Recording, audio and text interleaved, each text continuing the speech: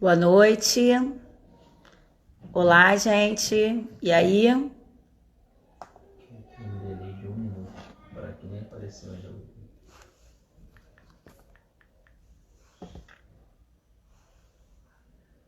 Boa noite.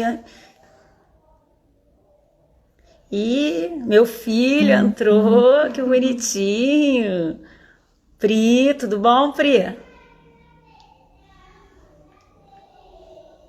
Que bom ter vocês aqui, gente. Muito bom mesmo. Pri, tudo bom, Pri?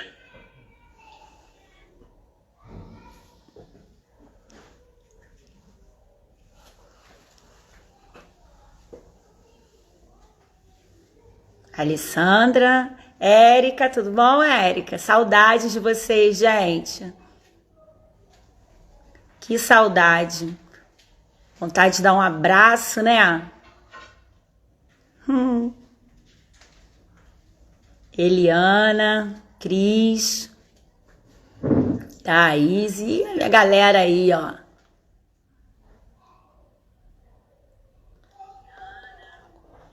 Então, gente, hoje, né, nós vamos falar um pouquinho sobre a inclusão em tempos de ensino remoto.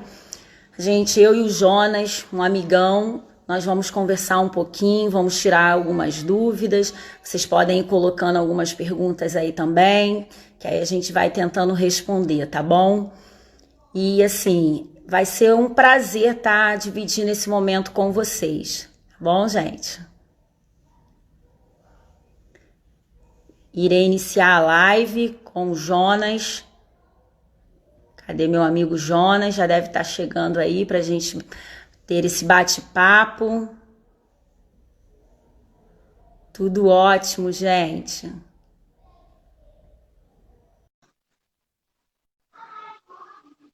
Bom, Jonas, tô aguardando aqui meu amigo. Haha, chegou. Ó, o Oi, estiloso. oi. Ó, Jonas, um prazer estar dividindo essa tela aqui com você, né? Nossa, Irei iniciar falando um pouquinho do Jonas, que é um professor de biologia, querido, né? Biologia, química, física, psicopedagogo também, que muito me auxilia nas minhas dúvidas, questões, e hoje a gente vai estar batendo um papo, né, Jonas? é isso aí. Em termos de questionamentos, em termos de como estão essas crianças nesse período de isolamento social, principalmente essas crianças com necessidades especiais, né? Como que a gente pode estar auxiliando, ajudando esses pais, a própria escola, o que que a gente pode estar fazendo nesse momento, né? Então, assim, em tempos de isolamento social, como é que funciona essas videoaulas mais frequentes? Será que essas ferramentas funcionam de verdade nesse momento, principalmente com as crianças especiais, Jonas? Fala aí um pouquinho pra gente. Então, boa noite. Antes de mais nada, né, eu sou o Jonas. Quero agradecer aí a oportunidade. Apesar dessa carinha aqui de 18 anos, né, são 19 anos dando aula e muito do que eu aprendi como professor eu devo ao Golfinho, né? É uma grande escola, não só para os professores, como também para os alunos, né? E a grande questão que a gente precisa levar em consideração é o seguinte: nós fomos surpreendidos, né? Na verdade, essa preocupação ela vai além da preocupação com as crianças com as necessidades especiais, as crianças ditas crianças de inclusão, né? Existe hoje, acho que é do conhecimento da grande maioria, um modelo de ensino que é o modelo de ensino à distância, o EAD, né? Só que os professores que trabalham com EAD, eles são qualificados para isso, eles são graduados para isso. E o aluno ele tem a oportunidade de escolher, ele faz a opção, olha, eu quero fazer uma graduação à distância, eu quero fazer um curso à distância. E nós não tivemos essa oportunidade, né? Então, muitos especialistas eles estão considerando até que nós estamos estudando um modelo de ensino substitutivo. Essa palavra está sendo muito utilizada, né? O ensino remoto, o ensino substitutivo. Porque o que tem acontecido é que, na maioria das vezes, os professores, eu também sou professor, eles tiveram que adaptar o conteúdo e a metodologia que era aplicado na sala de aula para ser feita de uma forma remota. Então, isso é diferente para todo mundo, não só para as crianças de inclusão, mas para todo mundo. Não foi uma opção, não foi uma escolha. Nós tivemos que passar por treinamentos, tivemos que acostumar essas crianças à distância. A gente não pôde estar perto delas para ensinar a ferramenta, para mostrar como isso aconteceu. Isso tudo aconteceu de uma forma remota, né? Então, esse ensino remoto, essa metodologia de ensino, essa estratégia, vamos dizer assim, substitutiva, ela é desafiadora para todo mundo, né? E para as crianças de inclusão, é mais desafiador ainda. Porque a inclusão na sala de aula, na escola, ela já é desafiadora. Ela é desafiadora para os pais, é desafiador para a própria criança e é desafiador para a equipe pedagógica da escola. Então, você ter que adaptar o ensino do modelo remoto para essas crianças dobra o tamanho desse desafio. Mas pode ser funcional sim. Certo? E o aluno, Jonas, como você acha que com necessidades especiais deve participar das mesmas atividades que os colegas de turma? Olha só, existe um planejamento, né, que deve ser elaborado pela escola, baseado na necessidade da indicação do profissional. E acredita-se, né, que a maioria das escolas consiga fazer a elaboração desse PEI, como as pessoas falam, até março. Isso. A indicação é que passa até março. E foi exatamente o momento em que nós precisamos nos distanciar da escola. Então, algumas escolas conseguiram se adiantar em ter esse planejamento individualizado feito e outras não tiveram tempo de terminar. Então, o que a gente precisa pensar no momento, para essas crianças, se elas vão participar da mesma atividade ou não, ela tem que ser baseada no PEI que foi montado. Essa criança precisa de uma adaptação curricular. Então, a atividade dela deve ser direcionada a essa adaptação curricular. Essa criança precisa de uma adaptação para a estratégia. Então, a adaptação precisa ser feita para a estratégia. Tem crianças que não precisam de grandes adaptações curriculares, é só uma questão de tempo. O que uma criança laudada, uma criança com uma necessidade especial na escola, tinha 2, 3 dias a mais para entregar uma tarefa, ou se as crianças da turma faziam 10 questões e ela fazia apenas 5, isso deve permanecer.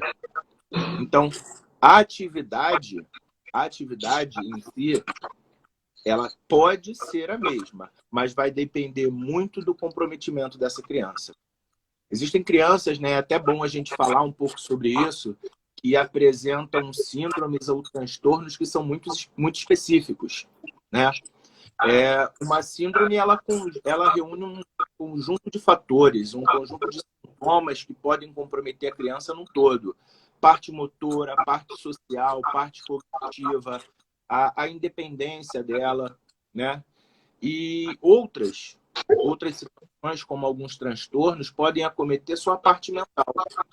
Então, a criança ela tem uma socialização boa, ela consegue se sentir inserido ali no contexto da escola, mas ela não consegue se desenvolver intelectualmente.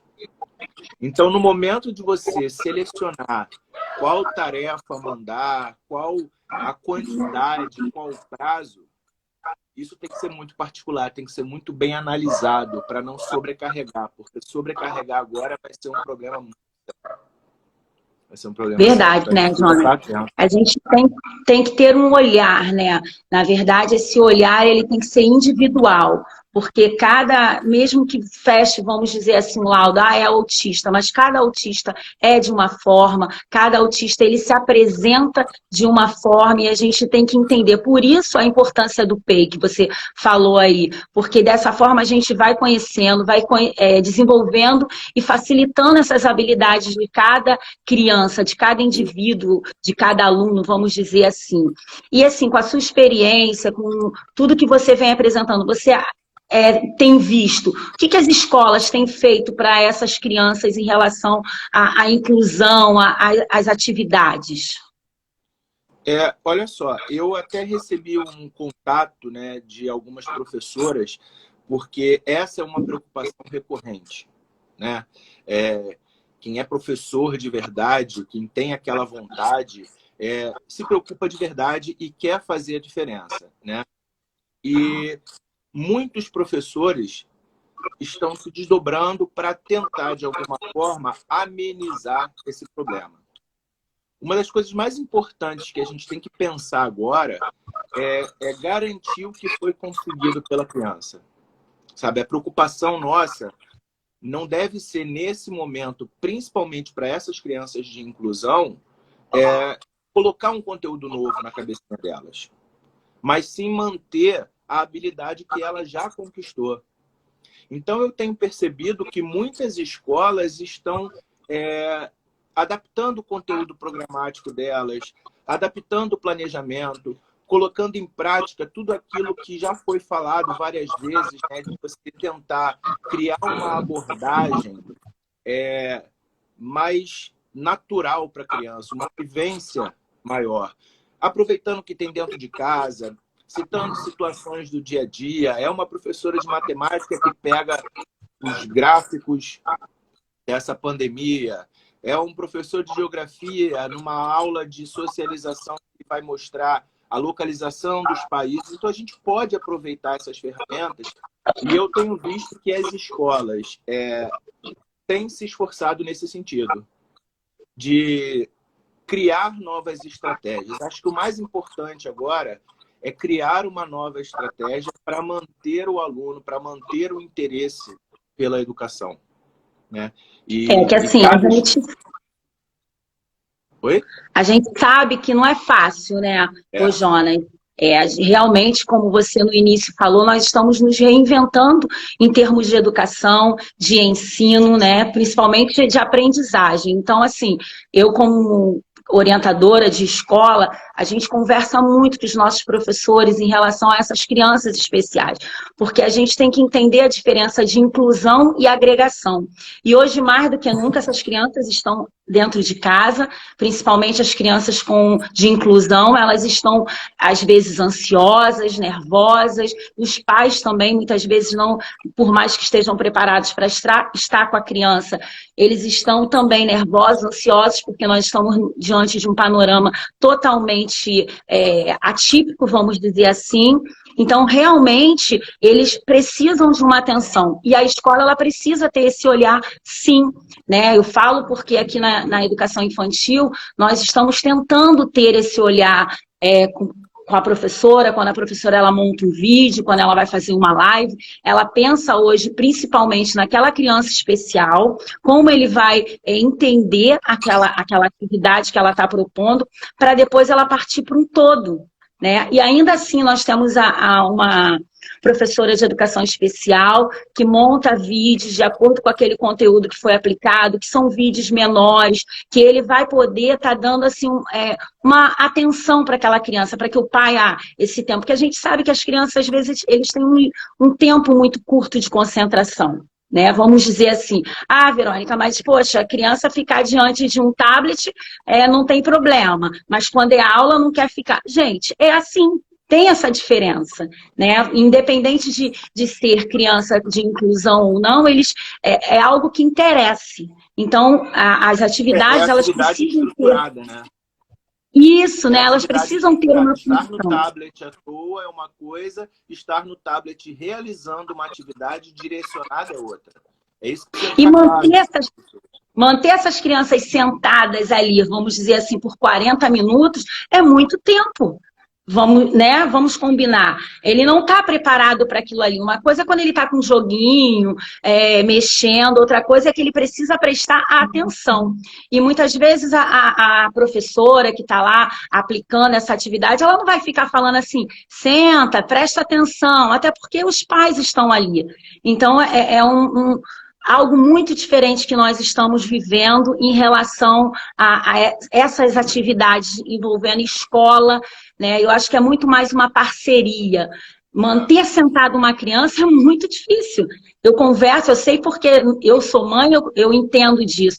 Então, assim, principalmente uma criança que quer ficar correndo o tempo inteiro, brincando. Então, a gente tem que ter esse olhar, principalmente com essas crianças. E as atividades, elas precisam sim ter esse olhar adaptado, porque cada criança, independente de inclusão ou não, eles têm um tempo de concentração, eles têm um tempo de aprendizagem. E é isso que a gente precisa buscar nesse momento, né, Jonas?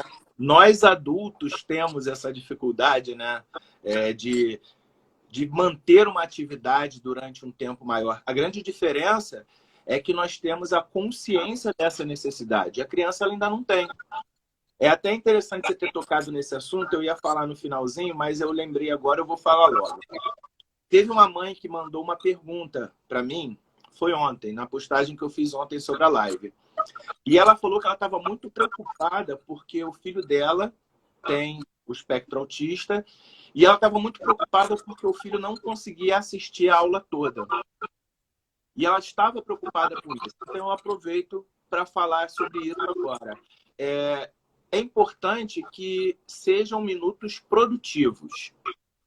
Se a criança conseguiu ficar 10 minutos e esses 10 minutos foram produtivos, isso precisa ser elogiado e isso precisa também ser passado para a escola. Por quê?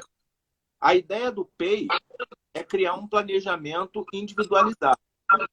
Então, aquele profissional que está na escola, que está direcionando a atividade para aquela criança, ele vai saber que ele precisa montar uma atividade visual, que é o vídeo, em apenas 10 minutos.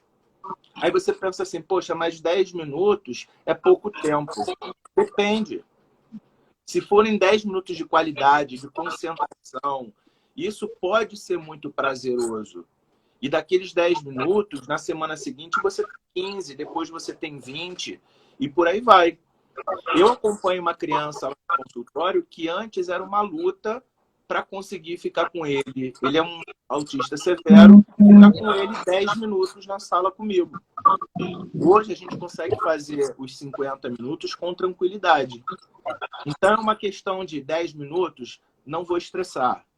Eu vou deixar aquilo ali com um pouco mais de calma. Claro, não é o deixar o barco correr solto, né? As atividades para criança com TDAH, com autismo, seja qual for a comorbidade dela, é muito importante que seja direcionado, né? Olha, daqui a 5 minutos vai começar a sua aula e nós vamos sentar para assistir. Não é aquela história de que, ó, daqui a 5 minutos vai ter aula da tia tal. Você vai assistir? Não. Isso aí. Temos que nos organizar. Tem até uma história que eu achei muito bonitinha. Eu também atuo como professor, né? E de um aluno que durante a aula ao vivo ele fez questão de botar um uniforme. E eu achei aquilo muito interessante porque ele criou a estratégia dele de sentir que ele estava no momento de estudar. Certo. Ele falou, eu me preparei, eu tomei banho, eu almocei, eu botei o uniforme para eu me sentir. Então é muito importante que a gente também projete isso para essas crianças. Ter um cantinho, ter o seu momento para estudar, ter tudo muito bem organizado, que assim com certeza vai funcionar. Né, Jonas? A gente sabe que muitos pais de crianças com necessidades especiais, eles apresentam certa dificuldade em impor limites necessários para essas crianças. Então, eu queria que você dissesse qual o papel da família nesse processo de aprendizagem para contribuir com a escola. Né? Por conta que eles às vezes têm dificuldade de impor limites, porque às vezes se apoia, meu filho é especial, ele é autista, ou meu filho tem essa síndrome, ele TDAH, eu não consigo controlar, ainda mais agora que está difícil com terapia, então está complicado a gente resolver isso, deixa para lá. Isso é certo? Esse é o papel da família nesse momento, onde todos estão se reinventando para que essa aprendizagem aconteça? A gente sabe que tem um tempo, tem um limite para que isso aconteça. Mas, assim, é certo deixar, já que eu não estou conseguindo, e pronto? Você, na sua Olha, visão, o que você acha? eu tenho uma opinião profissional que é muito de acordo com a minha opinião pessoal. E eu tenho um pouco até de medo dessa minha opinião, porque eu acho o seguinte, em momento algum e nada na vida dessa criança deve haver inversão de papéis. A verdade é essa. Então, os pais precisam assumir os seus papéis de pais o tempo todo, não só agora. A escola precisa ter o seu papel de escola o tempo todo, não só agora. Então, nesse momento, o pai ele não é o maior responsável pelo aprendizado, mas ele é responsável por ser pai, por tomar conta, por perceber se o aluno está fazendo a tarefa dele. Porque é muito fácil você pegar um celular, logar lá na hora da aula, se a aula for ao vivo, botar essa criança num ambiente barulhento, numa sala que estão assistindo televisão, e simplesmente depois dizer que esse modelo de ensino não funciona. Né? Então, é muito importante que os pais cumpram os seus papéis de olhar uma atividade, perceber se no horário o filho está logado ou não, até mesmo se for necessário, porque assim, o computador é uma porta que leva para o mundo. Então, o aluno pode muito bem estar logado aqui e estar jogando, estar fazendo mil coisas. Então, até verificar o histórico daquele computador, se o aluno está realmente concentrado, isso é extremamente importante. Né? E, no caso das crianças de inclusão, é muito importante que tenha uma comunicação com a escola. É importante que os pais entrem em contato com a escola, com o psicopedagogo dessa criança ou o orientador da escola para dar um retorno de como essa criança tem se comportado nessas aulas. Por quê? Dentro da sala, quando a criança chega para a gente ainda não conhece, tem todo aquele período de adaptação, né? Onde o professor analisa o comportamento, onde o profissional da escola vai analisar o comportamento e, baseado nisso, ele vai criar uma estratégia. Só que agora em casa, os professores não têm esse contato, não têm esse controle, não conseguem saber ao certo se aquela criança está rendendo ou não. Então, a primeira coisa que eu sempre falo para os pais é: fala com a escola. Assuma o seu papel de pai, de cuidar dessa criança e entre em contato com a escola. Dá um retorno, positivo ou negativo, a escola quer saber. Se a estratégia deu certo ou não, a escola quer saber. Então, é muito importante que tenha essa comunicação. Segundo, prepara um ambiente confortável para essa criança estudar.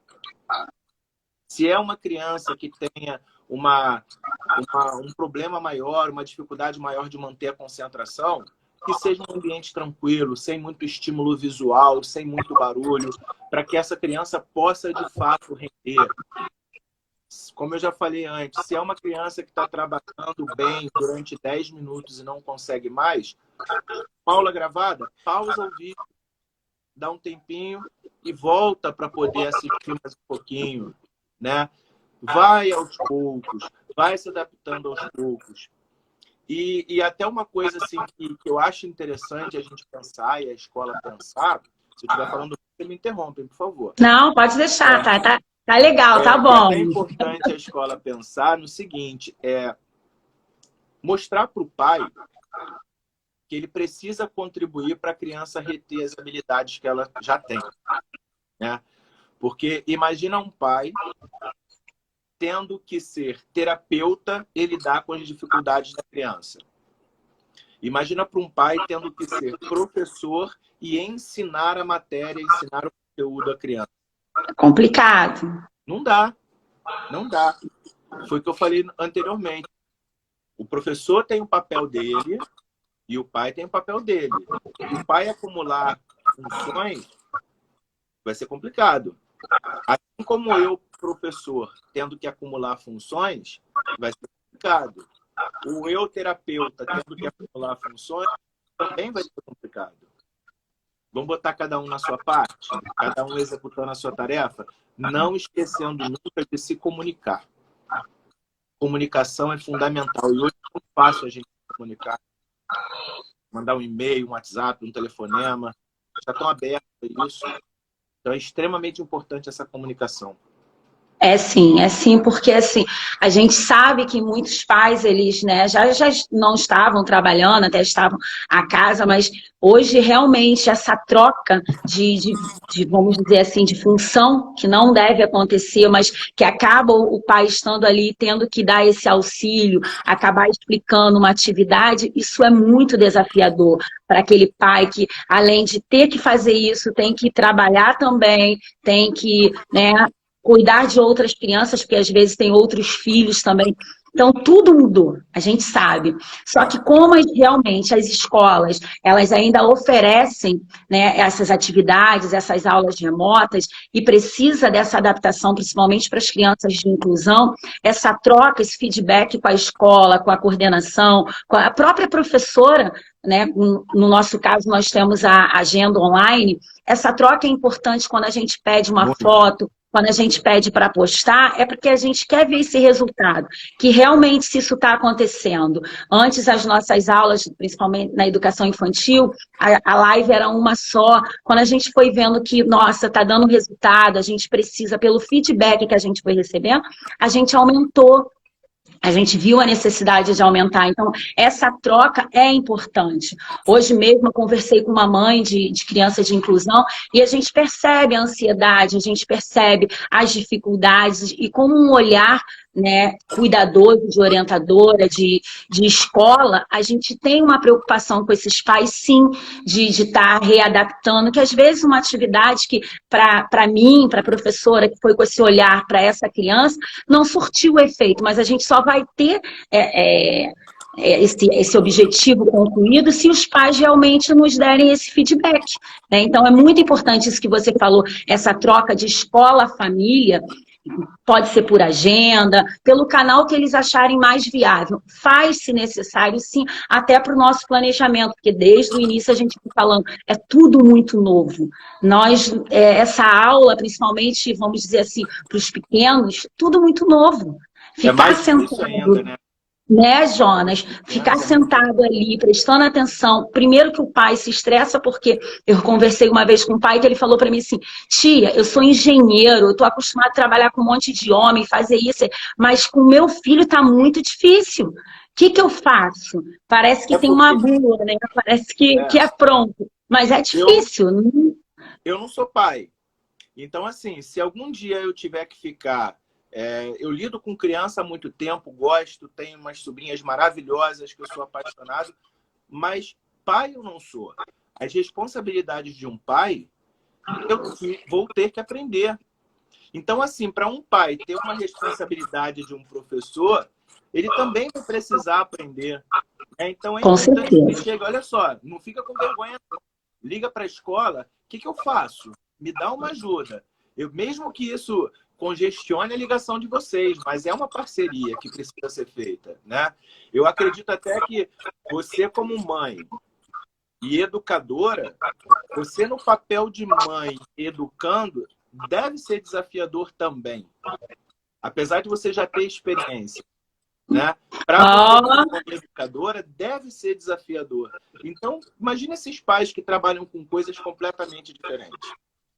Até porque a criança, né? A criança, o aluno, ele está no ambiente dele, na casa dele, que ele acha que ele pode se levantar toda hora, ele pode ir ao banheiro, pode beber água a hora que quiser. Só que o pai às vezes fala, senta, agora é a hora disso. E é muito difícil manter essa concentração, né? Então, assim, Jonas, como é que você vê, acredita que é a melhor forma de ocorrer essa educação em tempos de pandemia? Olha só, a melhor forma, eu sei que é muito complicado, eu não sou o tipo de profissional muito teórico, tá? De pensar muito no que apenas a teoria. Eu tenho uma experiência de sala de aula que contribuiu muito, que me ajudou muito para hoje encarar a psicopedagogia de uma forma diferente. Então, eu acho que nesse momento é um momento de adaptação. Verdade. De repente, daqui a alguns anos, nós tivermos a necessidade de voltar com o ensino remoto, que não seja por uma pandemia, por favor, mas que, se tiver uma necessidade por qualquer situação, uma criança que está acamada, alguma coisa do tipo, vai ser muito mais fácil. Porque nós vamos ter um planejamento, nós vamos ter uma estratégia, nós vamos saber até a posição que a gente pode botar o computador para o sinal da internet é melhor, né? Então, até isso faz diferença. Então, a melhor coisa que eu posso, de repente, sugerir para essas crianças de inclusão é incluir. É incluir. É colocar dentro dessa novidade, respeitando a individualidade, respeitando as comorbidades, as capacidades. Cada criança é uma criança diferente.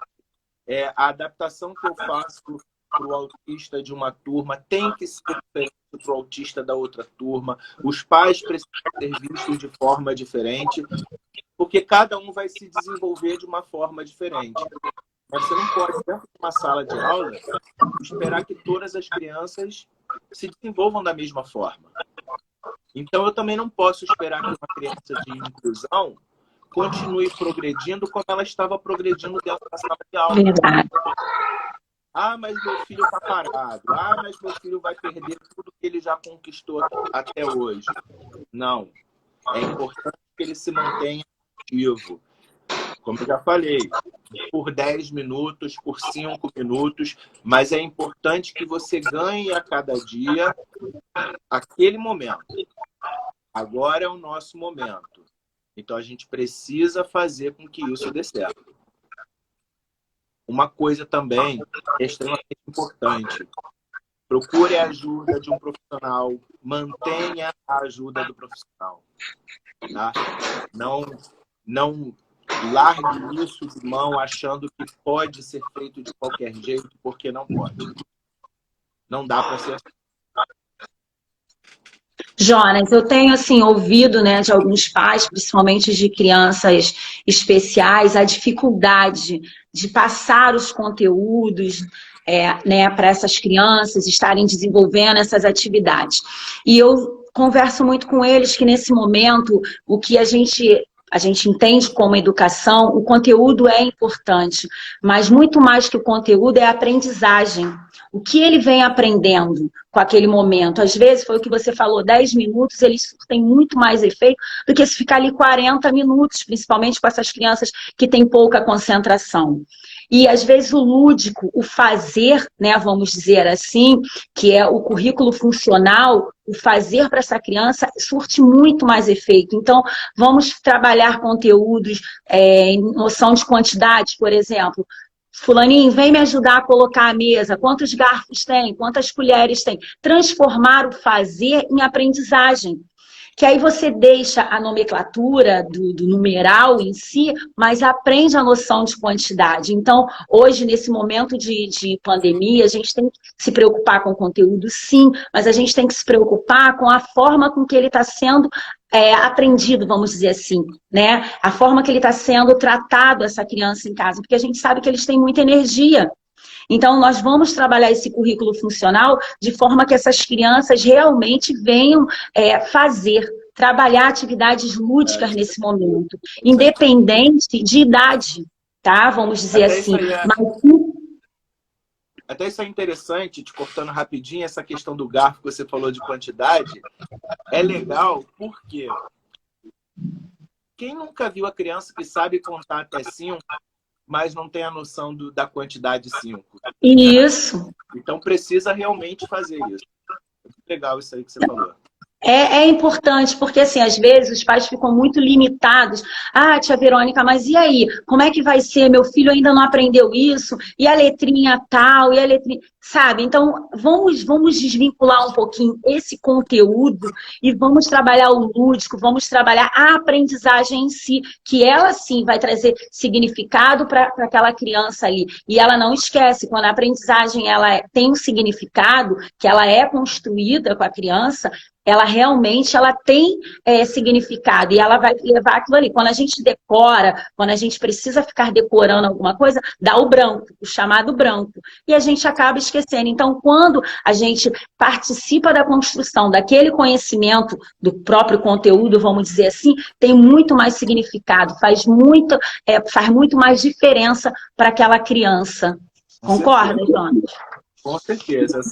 Essa significação que a gente faz para as coisas, mostrar o sentido das coisas, é extremamente importante. E muitas dessas crianças de inclusão, elas têm uma dificuldade muito grande com a teoria, com a compreensão da junção das palavras ou dos números. Então, precisa ser tudo muito significativo para ela, precisa ser muito vivenciado.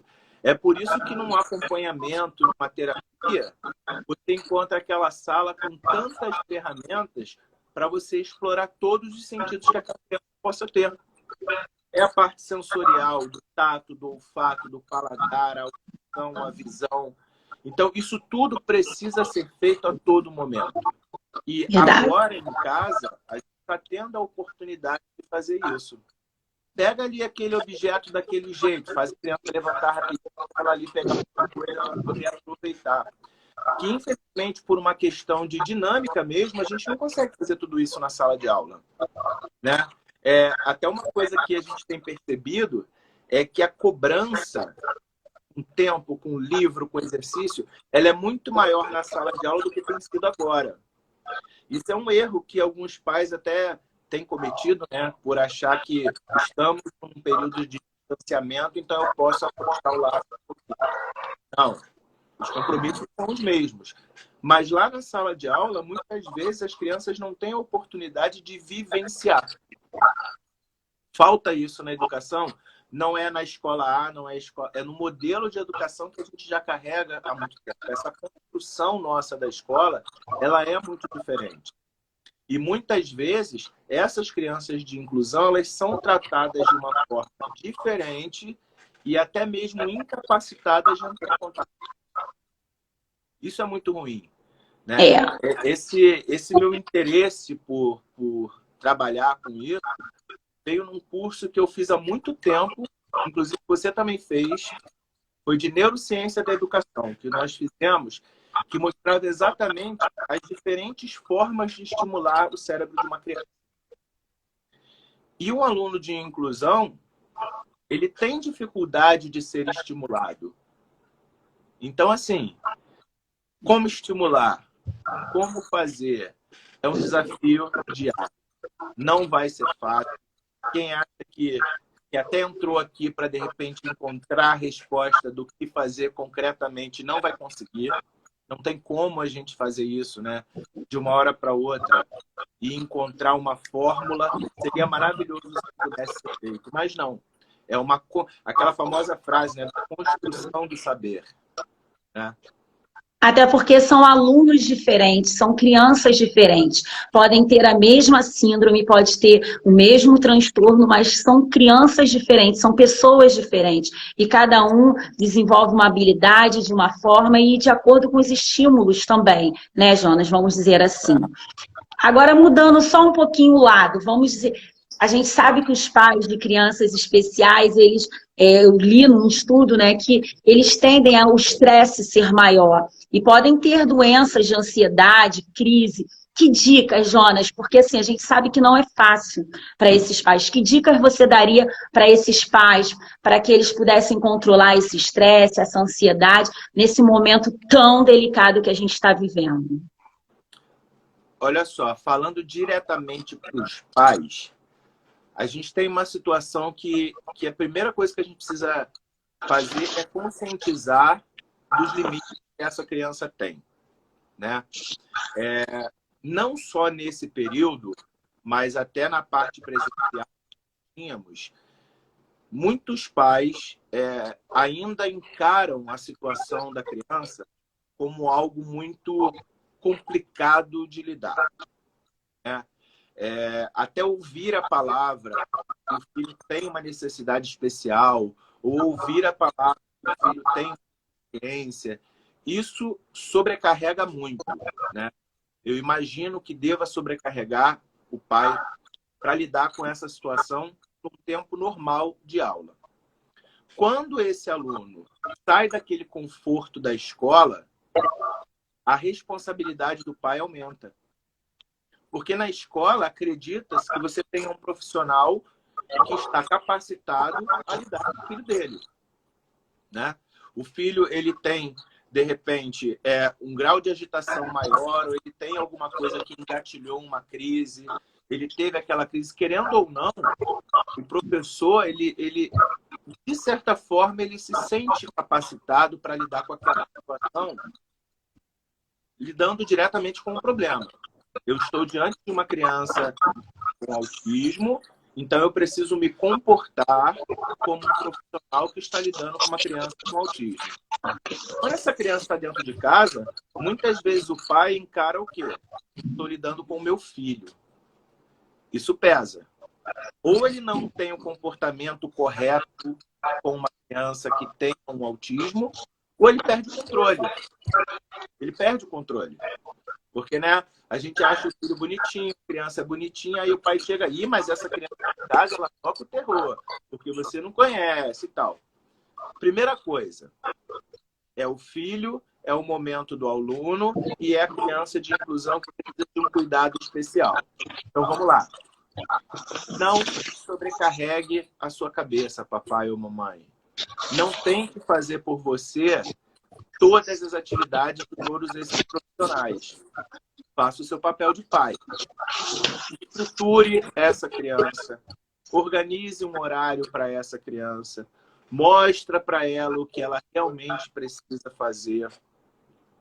É responsabilidade, por mais que a gente tente fugir disso às vezes, mas é responsabilidade, sim, do professor ensinar a escrever certinho, é responsabilidade do professor ensinar a contar, ter noção de direita, esquerda e tudo isso. Mas é responsabilidade do pai acompanhar isso. Chegar a casa, vai para a direita, ele aponta para a esquerda. Não, tem alguma coisa errada aí. Então, assim, não tente assumir o papel de professor que se sinta inferiorizado se você não souber a capital do estado tal. Não se sinta inferiorizado se você não sabe contar até 10 leis. Não é o momento de você pensar dessa forma. Não é o momento de você passar esse desespero para o seu filho. É o momento de você passar segurança. Querendo ou não, nós, filhos, nos espelhamos nos nossos pais. Então, os pais precisam manter a calma. Eu sei que é difícil, imagino que seja difícil, mas é importante que esse pai mantenha-se tranquilo, crie uma rotina, tem que trabalhar, tem que tomar conta do filho, tem que ligar o computador, tem que monitorar se ele está fazendo as coisas certas, tem que tomar conta de tudo. É uma sobrecarga muito grande, então é muito fácil entender que esse pai está estressado, está tendo crise de ansiedade, está desenvolvendo patologias que antes ele não tinha, né? Verdade. Só que é aquela questão. Se eu não puder dar o exemplo para o meu filho de que eu sou uma pessoa equilibrada, ele também vai desistir daquilo ali. Se eu mostrar para o meu filho que aquela situação, que esse tipo de ensino é um problema, meu filho vai encarar como um problema. Aí escreveram aqui já, que eu estava de nos comentários aqui. É desafiador. Eu acho que a palavra que a gente mais ouviu aí de todas as lives possíveis é uma reinvenção do que nós temos feito. E é verdade. Verdade. É verdade. Então, pais de crianças de inclusão, tome 50 pílulas da paciência. Se você não estiver bem, busque ajuda também. Não é vergonha pedir ajuda a um psicólogo, a um terapeuta. Não é vergonha pedir ajuda à escola. Você não é obrigado a conhecer todas as necessidades do seu filho. Ele pode ter necessidades especiais e você não conhecer. Então, para não agir errado, peça ajuda. Peça ajuda a um profissional. A gente usa óculos, né? E não tem vergonha de dizer que não enxerga direito. Por que eu vou ter vergonha de pedir ajuda para dizer, olha, meu filho, ele é autista, mas eu não sei lidar com ele, me ensina. eu preciso de terapia também para lidar com ele. A criança autista precisa e os pais precisam. Não dá para jogar o pedaço do meu filho. Não, não, não. Foge dessa ideia, foge dessa ideia. Ninguém é perfeito, ninguém sabe tudo, ninguém tem que assumir todas as responsabilidades. E assim, é um momento, né, que eles ficam vulneráveis também, os pais. E você tocou num ponto que eu ia entrar, pedir ajuda. Pedir ajuda é muito importante, porque às vezes você quer se sentir o super pai, a super mãe, quer dar conta, porque eu sei que tem muitos pais que eles fazem para isso, querem dar conta, né, até porque se dedicam, às vezes largam o emprego, deixam de estudar, para dar conta daquela dificuldade, daquela necessidade do filho, e se culpa por não conseguir. Mas muitas vezes ele precisa também de ajuda. E às vezes ele não sabe o caminho, né, para onde pedir. Então, essa ajuda, ela precisa... eu não estou conseguindo pela escola, eu não estou conseguindo, eu preciso de um terapeuta, eu preciso de uma avaliação com um médico, que seja. Mas às vezes você quer se sentir forte, ser superior e não demonstrar essa fraqueza e acaba não tendo êxito para aquele desenvolvimento da criança, até porque eles esperam, sim, mesmo as crianças de inclusão, eles estão ali sedentos, talvez até mais, porque as habilidades de alguns, né, são bem desenvolvidas para determinadas áreas. Então, às vezes, eles estão precisando cada vez mais de estímulo e você perdido naquele meio. Você fala assim, mas eu pago terapeuta disso, pago terapeuta daquilo. Mas, às vezes, quem está precisando da terapia é você, né? Precisando acalmar, entender como que funciona, para você poder ter uma direção e você poder também cobrar do terapeuta, para você poder saber o que pedir daquele terapeuta, que muitas vezes acaba você ficando leigo nessa situação e se o terapeuta mandar você procurar ir para a China, um tratamento, você quer o melhor para o teu filho, você vai. Mas por quê? Porque você está fora um pouco do contexto. Você está desestruturado emocionalmente, você está sem estrutura, vamos dizer assim, de conteúdo a respeito daquilo ali. Então, muitas das vezes você precisa se cuidar para que você possa cuidar do outro. Concorda, Jonas? A gente precisa estar... Fala.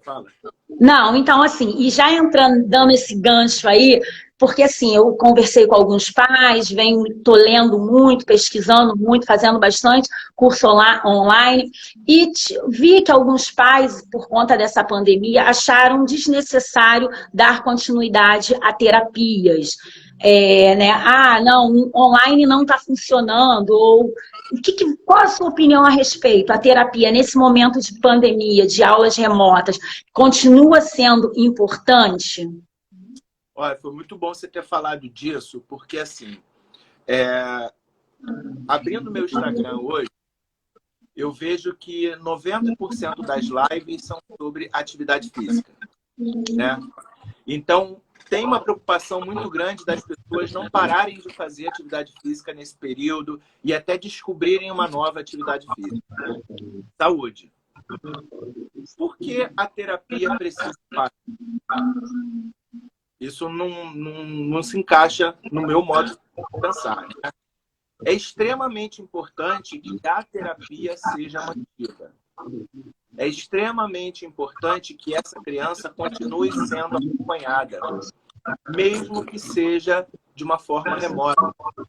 O profissional, você é uma orientadora, você é capacitada a orientar o funcionamento da educação.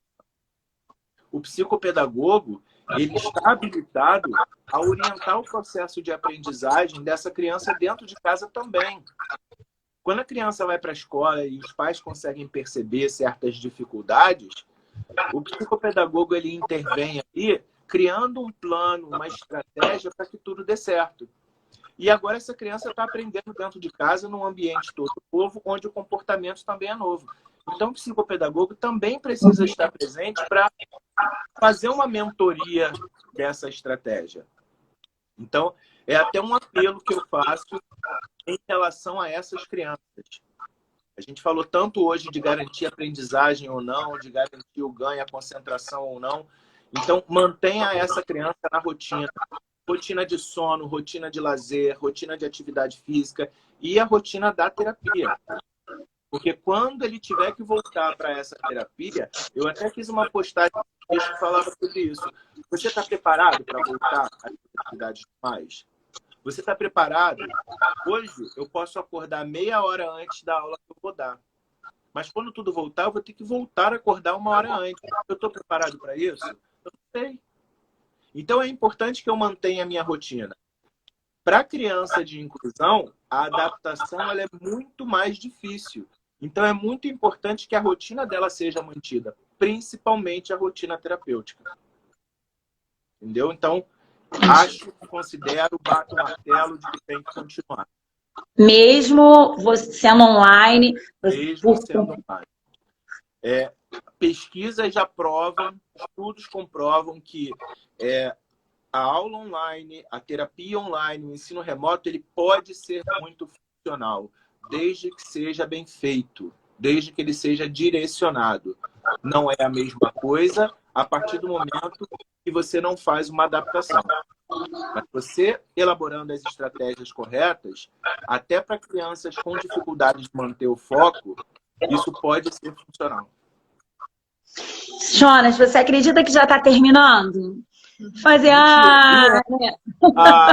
tem que mandar já que você entrou aí no finalzinho já, então, para terminar, eu vou te perguntar, quais estratégias, Jonas, você indicaria hoje terapêuticas para essas crianças com necessidades especiais? Olha só, não só direcionada ao ensino em si, mas direcionada a tudo que essa criança venha fazer. Conheça a criança para que você possa trabalhar as suas habilidades. Se é uma criança que tem o autismo, que a gente sabe que existem diferentes autistas, qual é a maior dificuldade que ela tem? Essa estratégia tem que ser individualizada. Eu tenho uma criança com TDAH, ela não consegue ficar sentada, ela só fica em pé.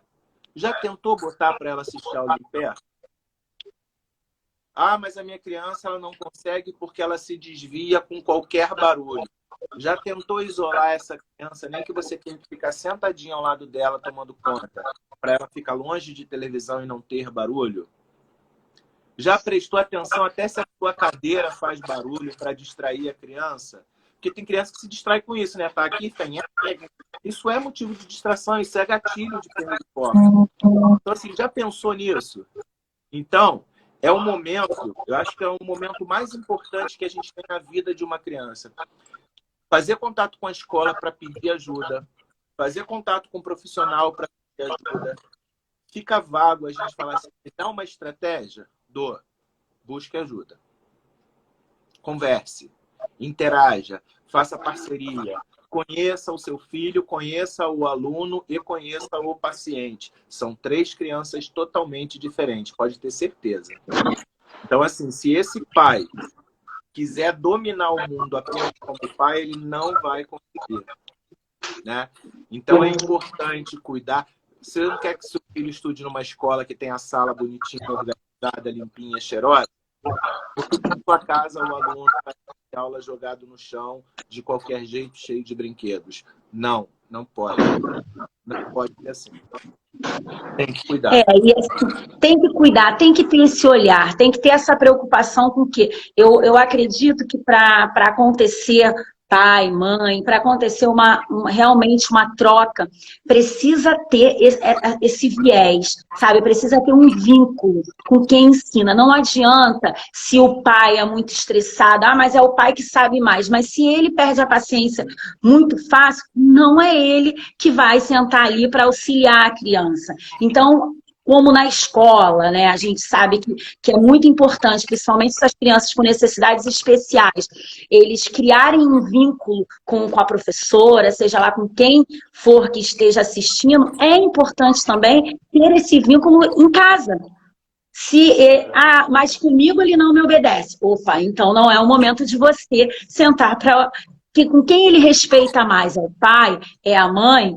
Então, com quem a gente vai trabalhar essa criança, entendeu? Então, a gente tem que ter esse olhar, esse vínculo, ele se faz muito importante para que realmente tenha uma aprendizagem de significado, que é o que a gente vem falando na live, né? Então, é um vínculo, não adianta. Você olha, chega a casa, vê, não adianta, o pai é muito nervoso. Eu sei de casos que tem gente que colocou uma prima que tem mais paciência, e a criança, ela, né, interage melhor. Então, é dessa forma que a gente tem que conhecer a criança, perceber nela quem são as pessoas que realmente têm determinadas atitudes que essa criança obedece, criou um vínculo, de repente, bem emocional, e aí você vai ter realmente sucesso naquilo ali que é proposto. É fácil? Não. É rápido? Não.